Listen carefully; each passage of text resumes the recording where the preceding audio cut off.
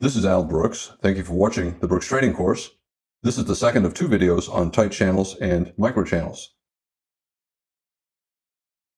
I'm going to begin by talking about tight trading ranges, and then I'll talk about breakouts and climaxes. When you look at this chart, you can see the market was in a bear trend, and then a trading range, and then the bear trend resumed. However, the height of this trading range is only 9 ticks tall. That's often enough room to scalp with limit orders, but not when the average bar is only 6 ticks tall. If the smallest scalp in the E-mini is 1 point, which it is, you should not trade when the market looks like this. You should not trade even with limit orders. It's too difficult to make money, too easy to lose money, and it's too easy for the losses to be bigger than the wins. My general rule is if you're going to trade, you want the range to be at least 2 to 3 times taller than the smallest scalp and 2 to 3 times the height of the average bar. The smallest scalp in the E-mini is 1 point, so you want the range to be at least 2 to 3 points tall. And if the average bar is 6 ticks tall, you want the height of the trading range to be at least 12 to 18 ticks tall, which it's not here. So traders should not trade when the market looks like that. We have a bear breakout of a triangle and a follow-through bar. The market looks like it's changing, and it looks like the bear trend is resuming. So bear trend, trading range, you can call it a triangle beginning all the way back here. We're getting higher lows and we're getting lower highs. And we're getting a breakout with good follow-through. This close is below the low of the past 20 bars or so, closing near its low, and we have consecutive big bear bars. Odds are this is the beginning of trend resumption down. Here's a 5-minute chart of the euro market, and you can see we're sideways here. In fact, we're sideways all the way here, and then we get a bull breakout and a second leg up. Take a look at the height of this range. The range lasted about 5 hours, and the height of the range, top to bottom, was only 14 pips. The average bar was only about 3 pips tall for about 5 hours. When that's the case, you should not take a trade. In the forex markets, the smallest scalp is 10 pips. And when the range is this tight, you should not trade even with limit orders because you will not make money. My general rule is I want the height of the range to be at least 2 to 3 times bigger than the smallest scalp size. And I want the height of the range to be at least 2 to 3 times taller than the height of the average bar. Here, the average bar is maybe 3 or so pips tall. Here, maybe 4 or 5 pips tall. The entire range is only 14 pips. That is barely 2 to 3 times the height of the average bar. But I also want the height of the range to be at least 2 to 3 times bigger than the smallest scalp. The smallest scalp is 10 pips. I need the range to be at least 20 to 30 pips tall to scalp, even with limit orders. Otherwise, do not trade. Too easy to lose money. We got a breakout here, a bear breakout here, follow through here. This close is above the high of the past 20 or 30 bars, maybe the high of the past 50 bars. And then we have a bull body for follow through, either by this close, by the close of the follow through bar, or even by the low of this bar with a limit order, expecting the start of some kind of a trend up. Strong bull breakout, bars closing on their highs. Bears are giving up, bulls are buying closes. It's a buy the close bull trend. You have to buy.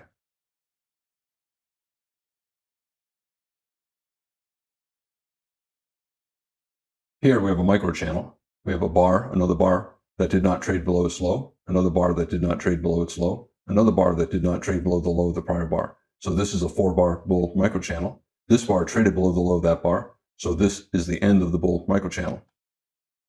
Microchannel can be simply 2 bars. It can be 10 bars. It can be 50 bars. This one is a 4-bar bull microchannel. Once you get a pullback, it's no longer a microchannel. It's still a tight channel, which is still a sign of strong bulls. Chances are the first reversal down will be followed by another leg up. But now I'm going to be talking specifically about micro trend lines and micro channels.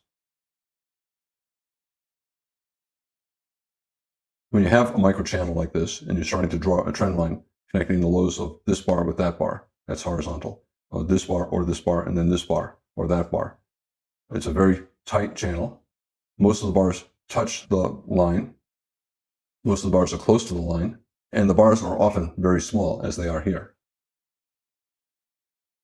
Here we have 2 bars without a pullback, 3, 4, 5, 6 bars. This is a 6-bar bear microchannel. No high went above the high of the prior bar until this bar. That ended the microchannel. It's about a 50% pullback, not quite. It's a bull flag. 2 legs down, 1, and then bull bar, and then 2. Traders will buy on the resumption up.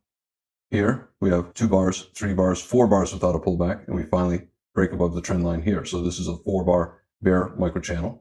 And then here, another bear microchannel. We have a breakout above the high of that bar, so that ends that microchannel. And then a 3-bar microchannel. And then here, about a 10-bar microchannel. And here, a 4-bar microchannel. This bar going above the high of the prior bar ends the channel. 3-bar microchannel, 4-bar microchannel, and 4-bar microchannel. So lots of microchannels. Most of the bars touch the trend line or are close to the trend line. The bars usually are small, but sometimes they can be relatively big, like here. And here are a number of bull microchannels. So 4 bars up and then a pullback. That ends that channel. And then we got another 4-bar bull microchannel here. Here we have about a 7 or 8-bar bull microchannel. The purpose for drawing lines like this is it highlights strong legs, whether the market's in a trading range, a bull flag, a bear flag, or a strong trend. It's a channel, and therefore it's a trend. It's a small trend. Even this, a 2-bar sell-off, you can call it a 2-bar bear microchannel or a 2-bar bear trend, but it's not as big or strong as the bull trend that preceded it, so it was a 2-bar bull flag.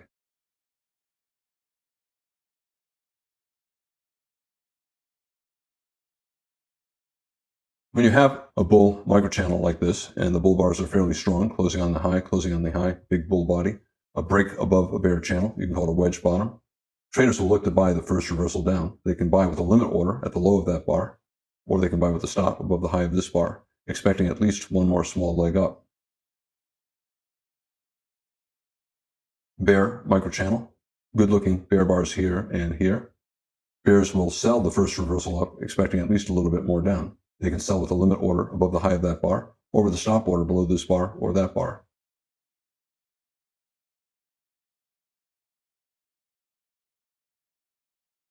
Microchannel, you need 2 lines. I typically only draw 1. A lot of times if the microchannel is just a few bars, I don't draw a line at all. I just have it in my head. I'm just aware of the microchannel. We're in a bear trend, so we have a micro trend line, a bear trend line that only covers a few bars, 2 to 10 bars. The market's in a bear channel, so you can always draw a second line. Here, you would draw it there. You can call it a wedge if you want. It's a channel that is converging. The lines are getting closer together. Here we have a bull trend line below, and a bull trend channel line above.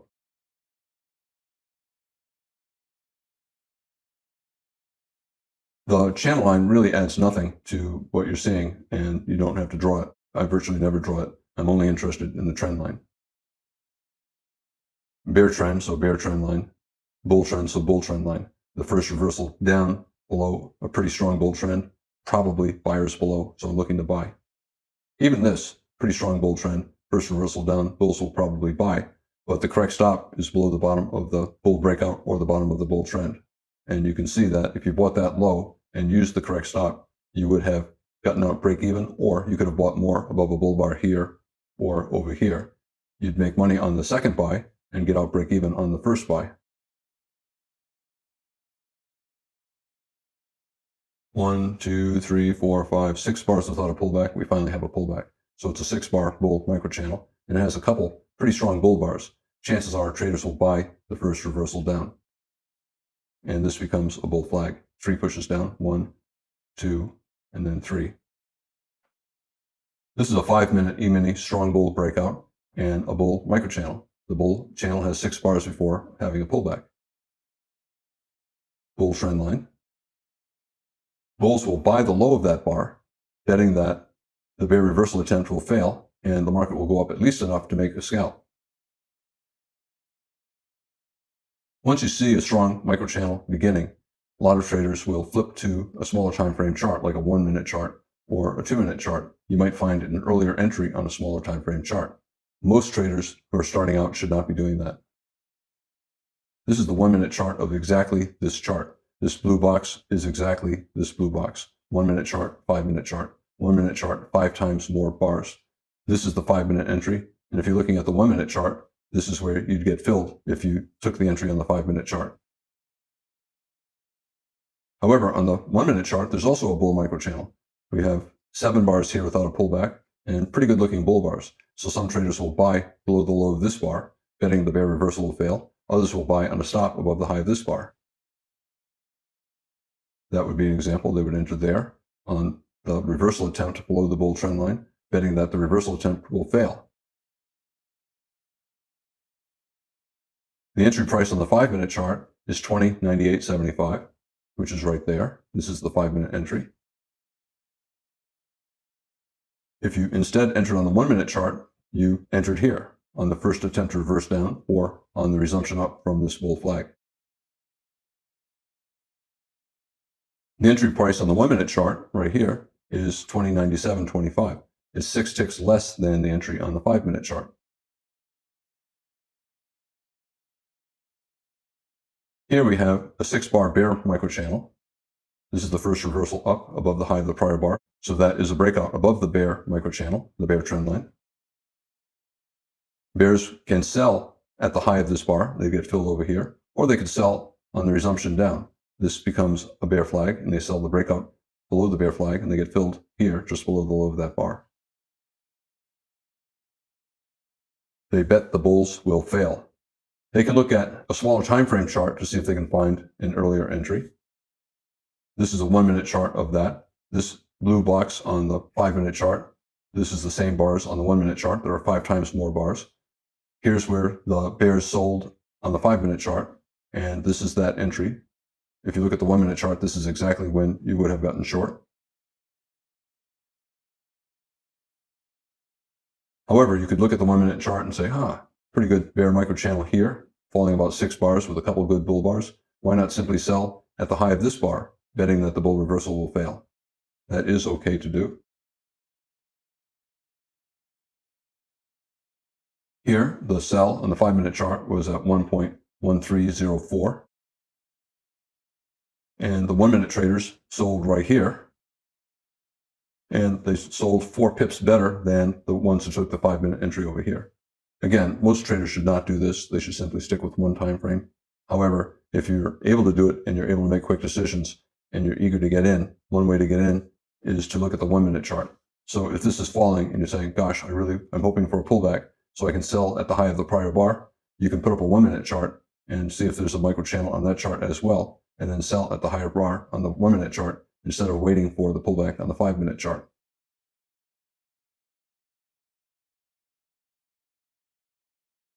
We have a strong rally here. We have 6 bars closing near their highs and a very big bull bar here. So a 6-bar bull microchannel. The bears are attempting to reverse, but when a trend is this strong and you have a breakout this big, the odds are they'll be at least a little bit more up. Because of that, bulls will buy at the low of this bar, betting that the bear reversal will fail. Remember, bulls were buying at the high of all of these bars, so they're buying on the close of all of these bars, certainly above the low of the prior bar. Now they're finally getting a chance to buy at the low of the prior bar. A lot of bulls will take it, and they'll get filled right there. When you have a strong trend like this, you should not be thinking about selling. You're not going to make money. The best the bears can hope to see after a strong breakout like this is a trading range. And here the trading range just lasted a couple of bars. You're not going to make money selling. Here we have about 7 consecutive bear bars and maybe a 9-bar bear microchannel. Is this reversal up going to be successful? Probably not. Most of these bear bars closed at or near their lows and certainly below their midpoints. That's a sign of good selling pressure. And even with a good bull bar like this, the odds are the bull reversal will be minor and that there'll be more sellers at the high of that bar. Because of that, traders, as this market's going down, will place limit orders to sell at the high of the prior bar. Did not get filled. Finally, they got filled, looking for at least a small second leg down. Strong bear trend, do not look to buy. The best the bulls can hope for is maybe a trading range, which they got over here. And you're not going to make money even with limit orders when the range is that tight. Only sell. We have a bull trend, a wedge bull trend. Bull bar, bear, bull, bear, bull, bear. So 3 pushes up, 3 reversals down. And then we have 4 consecutive bear bars closing on their lows with decent sized bear bodies. This is a breakout, and it's early in a trend. It's more likely to lead to a measured move down than it is to be an exhaustion gap followed by a reversal back up. And we have a breakout here, and then a pullback here and here did not close the gap between these highs and that low. Therefore, we might get a measured move down based upon the height of this strong bear breakout. This is the measured move, and look what happened when we got down to that measured move target. Lots of gaps between the low of this bar and the close of this bar, the close of that bar, the close of this bar, the close of this bar. So at this point, the gap is this close and that low. And at this point, the gap is this high and that low, or this high and that low. And the gaps did not close. A gap between this close and that low, or this low. Lots of gaps in here. The bulls tried to reverse and close those gaps, could not. And then we started to go down. So you have to assume that this series of gaps will result in a measured move down. And this breakout will be a measuring gap. I call it a gap, even though there are many different ways to draw the gaps. You can simply call it a strong breakout, and you can call this the gap, pullback, breakout point, probably a measuring gap here for a measured move down.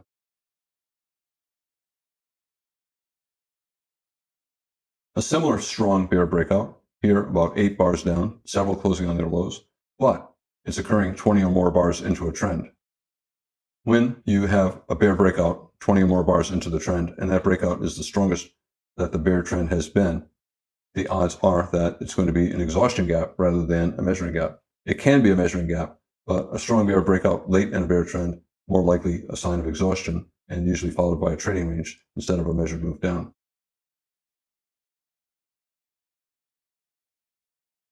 A microchannel, it's a breakout on a higher time frame chart. It certainly is a breakout. Gap, you can say the close of this bar with the low of that bar, the close of this bar with any of these lows, the close of this bar with the low of that bar, the beginning of the microchannel, the close of this bar, and that low. Those are all different ways to look at this in terms of a gap.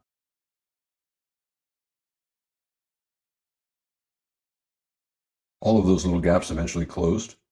And at some point, when it gets above this low, traders will start calling this an exhaustive move. When it gets all the way back here, where the bulls first began to buy at the low of the prior bar, you can say that the whole thing is an exhaustive move, especially once you get above the high of the bar. This is a major lower high, a lower high that led to a strong breakout and a new low. Once the market gets above it, the argument that this is a bear trend is over. The market then is either in a trading range or in a bull trend.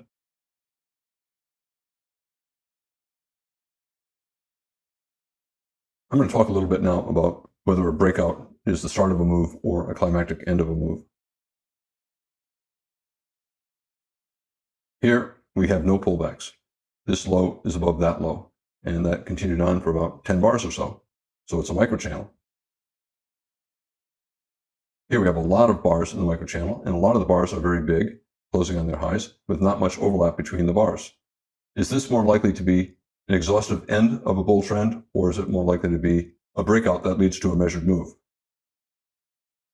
If you have a lot of bars and big bars, the buy climax is more extreme. Remember, every bull trend bar is a breakout. Every bull trend bar is a climax. Every series of bull trend bars is a breakout. Every series of bull trend bars is a climax. I view this pair of bars as a buy climax. Then we have a pause. Then we have another buy climax here, and then a pause. And then another buy climax up here. So it's a series of consecutive buy climaxes without a pullback. More likely, you'll get exhausted bulls, and you'll get a pullback that lasts more bars. Typically, I look for a pullback lasting about 10 bars and having at least 2 legs. And the pullback can be sideways or down. Here, 2 legs sideways, 1 pullback, 2. So we have a 2-legged pullback. It became a triangle. 11-bar bull microchannel. Consecutive buy climaxes 1, 2, and 3. Many big bars. Expect at least 10 bars, 2 legs, sideways to down, and a pullback. So this would be the minimum that traders would expect. It's an exhaustive buy climax. We have a bull microchannel here, lasting about 8 or 9 bars. All good bars. Many closing on their highs, most closing above their midpoints. And this is a breakout. Every bull bar, every series of bull bars is a breakout. Now we have a bear microchannel with 5 bars without a pullback. This bar went above the high of that bar. So this is the end of the bear microchannel. It's 2 legs down, 1 pullback, 2, around a 50% correction of the bull trend. It's a bull flag. It's also a bear trend But what's more likely? Is it going to be a bear trend that continues down indefinitely, or are we going to get trend resumption up? Most reversal attempts fail, and the bears are trying to reverse this bull trend, probably will fail. The bulls are trying to reverse this bear trend, probably will fail as well, so we may go sideways here. Which is stronger, this or that? This clearly is stronger. This looks like a two-legged pullback in the bull trend.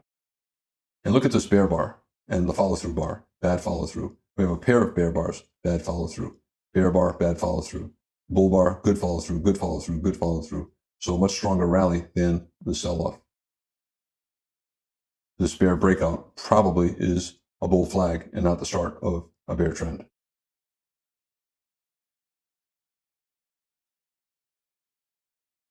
Again, a 5-bar bear microchannel, pretty strong. First reversal up might not get far, so we might get a second leg down. However, this is still probably a pullback in this bull trend and not the start of a bear trend. If you buy, you have to allow for the possibility of at least a little bit more down after a 5-bar bear microchannel. So as you stop here, I don't think so. I think your stop is either below the bottom of the buy climax or down here below the bottom of the bull trend. In general, buying above a bear bar, even in a bull flag, is not a good bet. You can see we tried to get another leg down. Had you put your stop below this bull bar, you would have been stopped out. Had you used an appropriate stop down here or here, you would have been successful. Had you been stopped out by the market going below this bar, if your stop was there, you'd buy again above this bull bar, and you would have caught that swing up. Second entry buy. So if you did not buy above this bear bar, you could buy above this bar. It would be a higher probability buy. We have a bull breakout above a bear microchannel, a new low, and resumption up. On a smaller time frame chart, this would actually be a lower low major trend reversal. Let's say this is a 5-minute chart. If you looked at a 1-minute chart, you'd see a bear trend, a bull breakout, and then a lower low major trend reversal. On this chart, it's simply a bear trend and then a micro double bottom, a lower low micro double bottom, but a good looking bull bar after a good looking bull bar, and around a 50% pullback of the bull trend.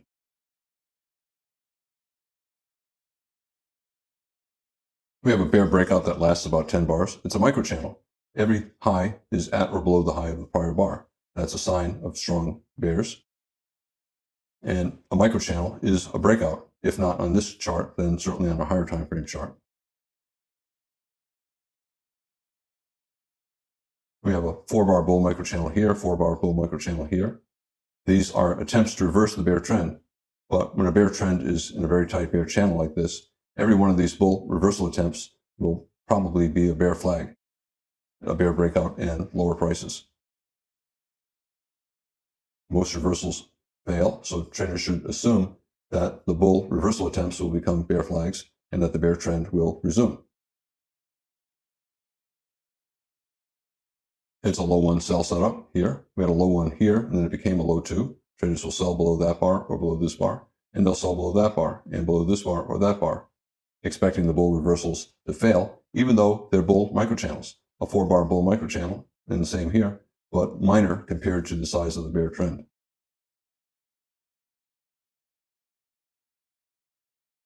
Here, 5-bar bull microchannel, 2 pretty strong bull bars. Chances are the first reversal down will fail.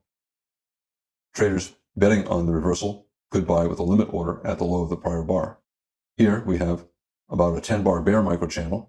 Traders assume the first reversal up will fail, so some traders will place a limit order to sell at the high of the prior bar, even though it's a micro double bottom, up, up, and a higher low. It would not have this 8, 9, 10-bar bear microchannel if the bulls were all that strong, so traders will sell. Here, it looks like a pullback, but there's no pullback. This low did not fall below that low. This low did not fall below that low. The bull microchannel extends from here to here, where the first pullback was. Traders expect the first reversal down to fail. They'll buy with a limit order at the low of that bar. They'll be filled here, and they get a little bit more up.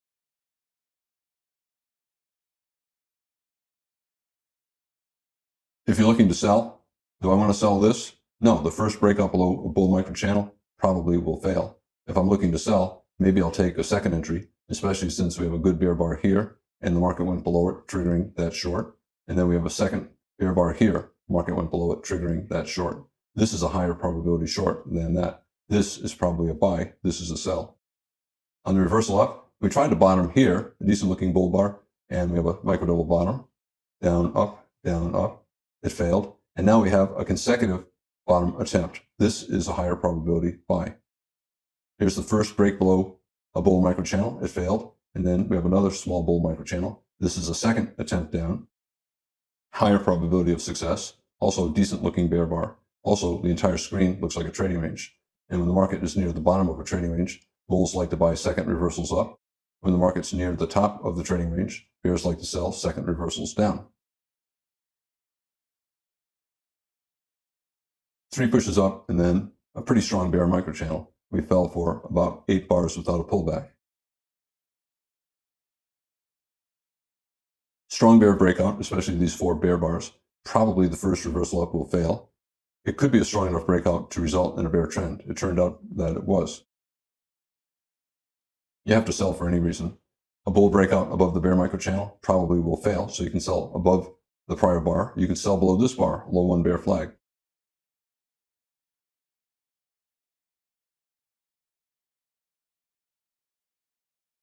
After the third bar closing on or near its low, you can start to sell closes there, and you can sell bull closes as well, betting that reversal attempts will fail.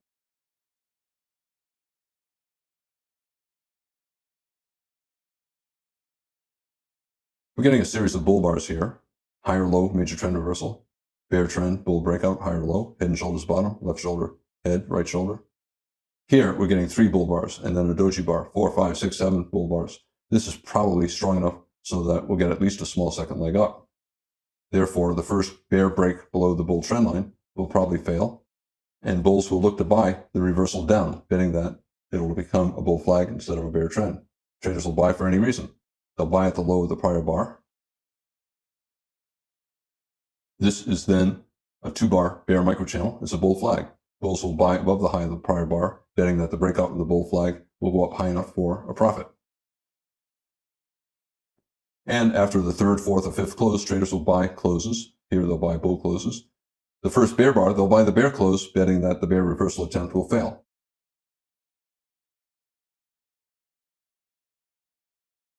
Look at this. This bar did not pull below that bar's low. We did not get a pullback until up here. This is an 18-bar bull microchannel. Will traders buy that low? Well, they might, right? First pullback. However, this 3 bull bars, big bars closing on their highs, you have an unusually strong bull breakout late in a bull trend. It increases the chances that this is an exhaustive buy climax and the end of a trend. This is the start of the day. Here's the end of yesterday. 18 bars without a pullback over 2 days. Let's say a bull started buying closes, and let's say they bought this close. Obviously, it's buy the close here, it's buy the close here, and it's buy the close here. The bulls who bought that close would be disappointed to see this bear bar and this bear bar. A lot of bulls will then place a limit order to get out break even at their first entry. They bought here, they'll place a limit order to get out break even here. And look what took place on this bar. It went a little bit above that close, and the bar then sold off. That tells you that a lot of bulls used this little rally to get out break even. They're no longer willing to be long at this price. The bulls are selling, and that resulted in a reversal down. Big bear bar closing on its low after 3 bear bars, totally reversing this bar, or almost totally reversing it. This big bear bar is the final bulls giving up. The bulls who bought that close, or any of these closes, held for a bar or 2 or 3, and then decided after 3 bear bars, 4 bear bars, it's not worth being long, and they gave up, hoping to buy again lower. The market's always in short. Bull microchannel, good bull bar, series of bull bars. This is the euro versus the dollar, 5-minute chart. A 7-bar bull microchannel. This bar traded below that bar's low, so the bull microchannel began here, but the bull trend, the tight bull channel, began here. This strong bull microchannel is occurring late in a bull trend. Maybe this is 20 bars into the bull trend. When you get a very strong breakout, we have a breakout here, and then a 4-bar breakout here. When you get a strong breakout occurring 20 or more bars into a trend, it's more likely an exhaustive end of the trend than it is the start of a new, stronger trend. Exhaustion does not mean reversal into a bear trend. It simply means the bulls don't want to buy, and you get a pause or a reversal. We have a 1-bar pullback. Bulls will buy this low, even though it's a bear bar. Some bulls will buy that high, and they're happy at the close of this bar. But what happens with the close of this bar? The bulls are giving up. They're deciding that the market's not going to go higher. That will probably pull back 5-10 bars or more. A micro double top. The bulls quickly gave up. They quickly decided that it's not worth being long. And this reversal down is the start of that give up process. The bulls selling out of their longs and the bears selling into shorts. After 3 or 4 consecutive bear bars closing near their lows, bulls will sell and bears will begin to sell as well, expecting at least a small second leg down. You can call this a spike and channel bull trend. We have a bull breakout, a big bull bar, and then a parabolic channel. If I drew lines across the highs, you could see the lines are getting more and more vertical. So spike and channel, or you can call it a spike and a parabolic channel bull trend. Usually when you have a spike pullback channel, the market comes down and tests near the bottom of the channel, which it did here. We have a breakout point here. This bull bar broke out above that high, and the breakout point finally got tested over here. At this point, we have a gap, this high, that low. The bears tried to close the gap here, could not. But 80 bars later or so, the bears finally got below the breakout point, and then this gap closed, and this became an exhaustion gap.